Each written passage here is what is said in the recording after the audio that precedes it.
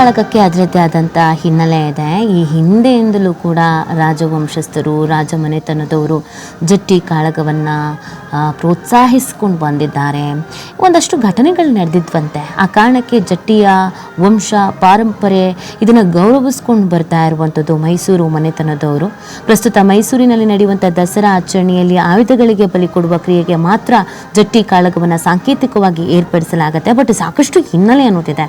ಈ ಹಿಂದೆ ನಡೆದಂಥ ಘಟನೆಗಳು ಕೂಡ ಜಟ್ಟಿಗಳಿಗೂ ಮತ್ತು ರಾಜವಂಶಸ್ಥರಿಗೂ ಇದ್ದಂಥ ನಂಟಿನ ಬಗ್ಗೆ ವಿವರಗಳನ್ನು ನೀಡಲಾಗುತ್ತೆ. ಒಮ್ಮೆ ಮುಮ್ಮಡಿ ಕೃಷ್ಣರಾಜ ಒಡೆಯರ ಕಾಲದಲ್ಲಿ ಒಂದು ಘಟನೆ ನಡೆಯುತ್ತಂತೆ. ರಾಜ ಮಹಾರಾಜರಿಗೆ ಬ್ರಿಟಿಷ್ನವರು ಬಂದಾಗ ಅವರನ್ನ ಮೆಚ್ಚಿಸುವುದು ಬಹಳ ಮುಖ್ಯವಾಗಿರುತ್ತಂತೆ. ಒಮ್ಮೆ ಬ್ರಿಟಿಷ್ ಅಧಿಕಾರಿಯೊಬ್ಬ ಮಹಾರಾಜರೊಂದಿಗೆ ಬಂಡೀಪುರಕ್ಕೆ ಹೋಗ್ತಾರೆ.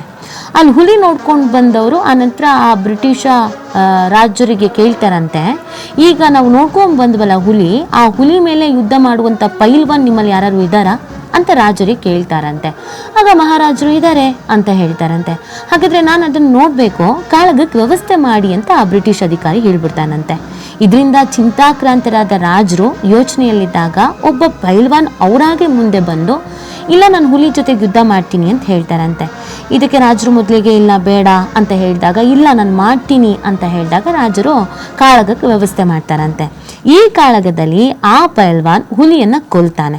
ಇದರಿಂದ ಖುಷಿಯಾದ ಮಹಾರಾಜರು ಆ ಜಟ್ಟಿಯನ್ನು ಹೆಗಲ ಮೇಲೆ ಹೊತ್ತು ಆನೆ ಮೇಲೆ ಕೂರಿಸಿ ಮೈಸೂರಿನಲ್ಲಿ ಮೆರವಣಿಗೆ ಮಾಡಿ ಆತನಿಗೆ ಗಂಗಾಧರ ಸುಬ್ಬ ಜಿಟ್ಟಪ್ಪ ಎನ್ನುವ ನಾಮಧೇಯವನ್ನು ನೀಡಿದ್ರಂತೆ. ಅದೇ ಅವತ್ತಿನಿಂದ ಇವತ್ತಿನವರೆಗೂ ಈ ಜಟ್ಟಿ ಕಾಳಗಕ್ಕೆ, ಜಟ್ಟಿಗಳಿಗೆ ಅದರದ್ದೇ ಆದಂಥ ವಿಶೇಷತೆ, ಹಿನ್ನೆಲೆ, ಸ್ಥಾನಮಾನ ಇದೆ. ಇದೇ ಥರ ಒಮ್ಮೆ ಮುಮ್ಮಡಿ ಕೃಷ್ಣರಾಜ ಒಡೆಯರವರು ಕಾಡಿನಲ್ಲಿ ಹೋಗ್ತಾ ಇದ್ರಂತೆ. ಆಗ ಕರಡಿ ದಾಳಿ ಮಾಡಿಬಿಡುತ್ತಂತೆ. ಆಗ ರಾಜರಿಗೆ ಬೆಂಗಾವಲಾಗಿದ್ದ ಸದಾನಂದ ಸುಬ್ಬ ಜಟ್ಟಪ್ಪ ಒಡೆಯರನ್ನ ರಕ್ಷಿಸಿದ್ರಂತೆ. ಇದಾದ ಬಳಿಕ ನಜರ್ಬಾದ್ನಲ್ಲಿ ಗರಡಿ ತೆರೆದು ಅಲ್ಲಿ ನೂರಾರು ಯುವಕರಿಗೆ ಕುಸ್ತಿ ಕಲೆಯನ್ನ ಸುಬ್ಬ ಜಟ್ಟಪ್ಪ ಕಲಿಸಿದ್ರು ಅಂತ ಕೂಡ ಹೇಳಲಾಗತ್ತೆ. ಆಗಿನಿಂದಲೂ ಮೈಸೂರಿನಲ್ಲಿ ಜಟ್ಟಿಗಳಿಗೆ ವಿಶೇಷ ಸ್ಥಾನಮಾನ ನೀಡ್ತಾ ಬರಲಾಗಿದೆ. ಅರಮನೆ ಆವರಣದಲ್ಲಿ ಒಡೆಯರ ಸಮ್ಮುಖದಲ್ಲಿ ನಡೆಯುವಂಥ ಜಟ್ಟಿ ಕಾಳಗಕ್ಕೂ ಮುನ್ನ ಅವರು 9 ದಿನಗಳ ಉಪವಾಸ ವ್ರತವನ್ನು ಕೈಗೊಳ್ತಾರೆ. ಆ ನಂತರನೇ ಜಟ್ಟಿ ಕಾಳಗಕ್ಕೆ ಅವರು ಆಗಮಿಸ್ತಾರೆ. ಕಾಳಗದಲ್ಲಿ ವಜ್ರ ಮುಷ್ಟಿಯ ಏಟು ಈಗಲೂ ಎದುರಾಳಿ ನೆತ್ತಿಯಲ್ಲಿ ನೆತ್ತರು ಚಿಮ್ಮಿಸುತ್ತದೆ. ಮೊದಲು ಯಾರು ನೆತ್ತಿಯಲ್ಲಿ ರಕ್ತ ಸುರಿಸ್ತಾರೋ ಆತ ಸೋತಂತೆ. ಆದರೆ ಇಲ್ಲಿ ಸೋತ ಗೆದ್ದ ಇಬ್ಬರಿಗೂ ರಾಜಮನೆತನದಿಂದ ಬಕ್ಷಿಸು ದೊರೆಯುತ್ತೆ ಅಂತ ಕೂಡ ಹೇಳಲಾಗತ್ತೆ. ಅಂದರೆ ಈ ಕಾಳಗದ ಹಿನ್ನೆಲೆಗೇನು, ಕಾಳಗ ಯಾವ ರೀತಿಯಾಗಿ ನಡ್ಕೊಂಡು ಬಂದಿದೆ ಅನ್ನೋದ್ರ ಇತಿಹಾಸ ನೋಡಿ. ನಾವು ಗಮನಿಸಬೇಕಾಗಿರೋದು, ಜಟ್ಟಿ ಇತಿಹಾಸ ನೋಡಿದ್ರೆ ಸುಮಾರು 5,000 ವರ್ಷಗಳ ಇತಿಹಾಸವನ್ನು ಈ ವಜ್ರಮುಷ್ಟಿ ಕಾಳಗ ಹೊಂದಿದೆಯಂತೆ. ಈಗ ಕಾರ್ಯಕ್ರಮ ಪ್ರಾರಂಭ ಆಗ್ತಾ ಇದೆ. ರಾಜ ಒಡೆಯರವರ ವಿಜಯ ಯಾತ್ರೆ ಪ್ರಾರಂಭ ಆಗ್ತಾ ಇರುವಂಥದ್ದು. ಅವರು ಆಗಮಿಸ್ತಾ ಇದ್ದಾರೆ. ಆ ದೃಶ್ಯವನ್ನು ನೀವು ಗಮನಿಸ್ತಾ ಇದ್ದೀರಾ. ಇನ್ನೇನು ಜಟ್ಟಿ ಕಾಳಗ ಅಂತ ನಾವೇನು ಹೇಳ್ತಿದ್ವಿ, ಇದೆಲ್ಲವೂ ಕೂಡ ಪರಂಪರೆಯಿಂದ ವರ್ಷಾನುಗಟ್ಟಲೆಯಿಂದ ನಡ್ಕೊಂಡು ಬಂದಿರೋದು. ಅದೇ ಪರಂಪರೆ ಈಗಲೂ ಕೂಡ ನಡ್ಕೊಂಡು ಬಂದಿದೆ. ಒಂಚೂರು ಬದಲಾವಣೆಗಳಿದೆ. ಮೊದಲಿನ ಥರನೇ ನಡೆಯಲ್ಲ.